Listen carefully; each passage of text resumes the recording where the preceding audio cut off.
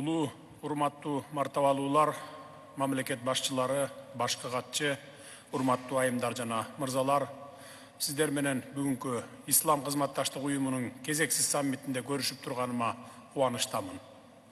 Салттуу, жылуу меймандостук жана иш-чараны мыкты деңгээлде даярдагандыгы үчүн Ыйык мечиттин камкорчусу, Сауд Аравиянын падышасы, улуу даражалуу Салман бин Абдулазиз Аль Саудка жана Сауд Аравия падышалыгынын мураскер ханзадасы жана министрлер кеңешинин төрагасы улуу даражалуу Мухаммед бин Салман Аль Саудка чын ыхласымдан ыраазычылык билдиремин. Бүгүнкү саммиттин чукул жыйыны Палестинадагы каргашалуу окуяларга байланыштуу өтүүдө.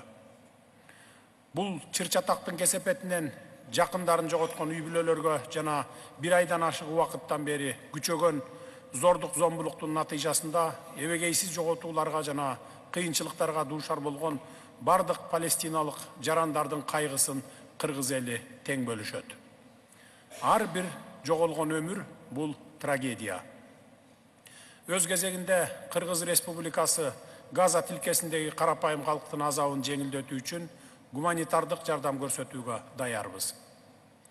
Урматтуу делегация башчылары, биз палестиналык боордошторубузга тышкы агрессияны жана бейкүнөө адамдардын өлүмүн токтотууга колдоо көрсөтүү, ошондой эле гуманитардык жардам берүү биздин жалпы милдетибиз деп эсептейбиз. Газа тилкесиндеги уруш аракеттери Палестина элинин көп сандаган курмандыктарына жана азап кайгысына алып келди. Бул болуп көрбөгөндөй гуманитардык катастрофа.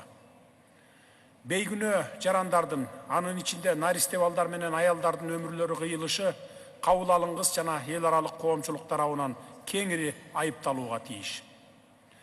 Жарандык инфраструктураларга, мектептерге, ооруканаларга жана турак жайларга тандоосуз кол салуу эл аралык гуманитардык укукту бузуу гана эмес, адам укуктарында олуттуу бузуу болуп саналат.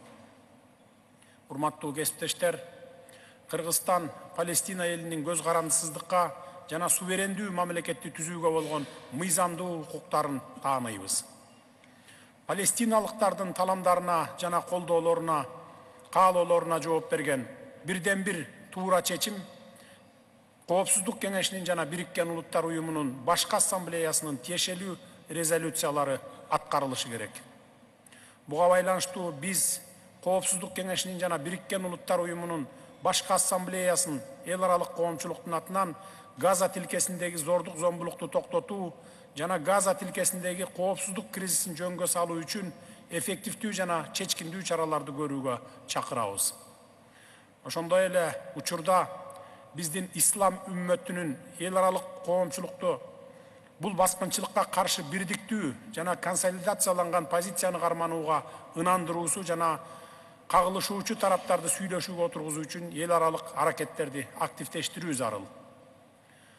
Чыр-чатактын катышуучулары жарандардын өмүрүн коргоого артыкчылык берүүсү жана Бириккен Улуттар уюмунун негизги документтеринде бекитилген эл аралык гуманитардык укуктун универсалдуу эрежелерин урматтоосу өтө маанилүү.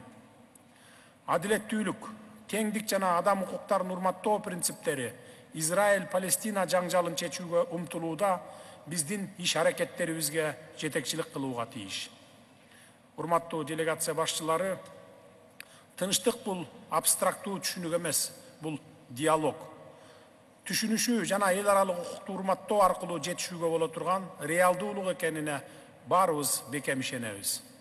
Кыргыз Республикасы бүткүл жакынкы чыгышта адилеттүү жана туруктуу тынчтыкка жетишүүгө багытталган бардык күч аракеттерди колдойбуз. Ушундай шартта гана чыр-чатактын тараптары адилеттүүлүк жана бакубатчуулук өкүм сүргөн тынчтыкта жана коопсуздукта жанаша жашай алышат. Көңүл бурганыңыздарга рахмат.